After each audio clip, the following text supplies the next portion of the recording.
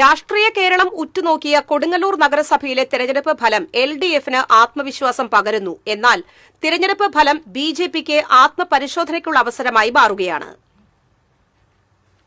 22 നിന്നും 25 സീറ്റിലേക്ക് ഉയർന്ന ഭരണം നിലനിർത്തിയ LDF ആവനാഴിയിലെ മുഴുവൻ അസ്ത്രങ്ങളും പ്രയോഗിച്ചാണ് വിജയം ഉറപ്പിച്ചത്. BJP ആകട്ടെ ഭരണം പിടിക്കുമെന്ന അമിത ആത്മവിശ്വാസത്തിൽ തട്ടി കാലിടറി വീഴുകയും ചെയ്തു. 4.5 പതിറ്റാണ്ടുകാലത്തെ തുടർഭരണം നൽകിയ അലസത ഒരു ഘട്ടത്തിൽ LDFന് ഭരണം നഷ്ടമാക്കുമെന്ന സ്ഥിതി സൃഷ്ടിച്ചിരുന്നു. പ്രതിപക്ഷ പാർട്ടികൾ ഉയർത്തിയ ആരോപണ ശരങ്ങൾക്ക് മുന്നിൽ പലപ്പോഴും ഇടതുപക്ഷം വിയർത്തു. നേട്ടങ്ങൾ വേണ്ടവിധത്തിൽ ജനങ്ങളിലേക്ക് എത്തിക്കാനും കോട്ടങ്ങൾ പരിഹരിക്കാനും പലപ്പോഴും ഭരണ നേതൃത്വത്തിന് കഴിഞ്ഞില്ല. സ്ഥാനാർത്ഥി നിർണയത്തിലെ പാളിച്ചകൾ ഉറച്ച സീറ്റുകൾ നഷ്ടപ്പെടുത്തി. എങ്കിൽ പോലും ടീം LDFന്റെ ചിട്ടയായുള്ള പ്രവർത്തനം കൊടുങ്ങല്ലൂരിൽ ഫലം കണ്ടു.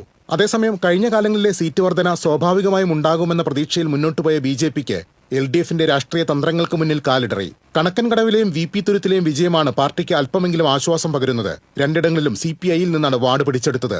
എന്നാൽ 2 തവണ തുടർച്ചയായി വിജയിച്ച എൽത്തുരുത്ത് പെരുന്തോട് വാർഡുകൾ നഷ്ടപ്പെട്ടത് പാർട്ടിയെ ഞെട്ടിച്ചു. വാർഡ് വിഭജനത്തിലൂടെ ഘടന മാറിയ തിരുവഞ്ചിക്കുളം വാർഡും കഴിഞ്ഞ തവണ പിടിച്ചെടുത്ത നാരായണമംഗലവും BJPക്ക് ഇക്കുറി നഷ്ടമായി. വേണ്ടത്ര ഗൃഹപാഠം ചെയ്യാതെയാണ് BJP ഇക്കുറി തെരഞ്ഞെടുപ്പിനെ നേരിട്ടതെന്ന് ഫലം വ്യക്തമാക്കുന്നു. എങ്കിലും വോട്ടിംഗ് ശതമാനത്തിലുണ്ടായ വർധനവ് പ്രതീക്ഷ നൽകുന്നുണ്ട്. അമിത പ്രതീക്ഷകളൊന്നുമില്ലാതെ തെരഞ്ഞെടുപ്പിനെ നേരിട്ട UDFന് 3 സീറ്റ് ലഭിച്ചത് ആശ്വാസമായി.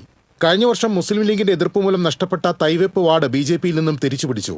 ഒപ്പം കോട്ടയും ചേരമാൻ പറമ്പും നേടി. അതേസമയം കഴിഞ്ഞ തവണത്തെ സിറ്റിംഗ് സീറ്റ് കോൺഗ്രസിന് നഷ്ടപ്പെടുകയും ചെയ്തു. TCV news, Kodungallur.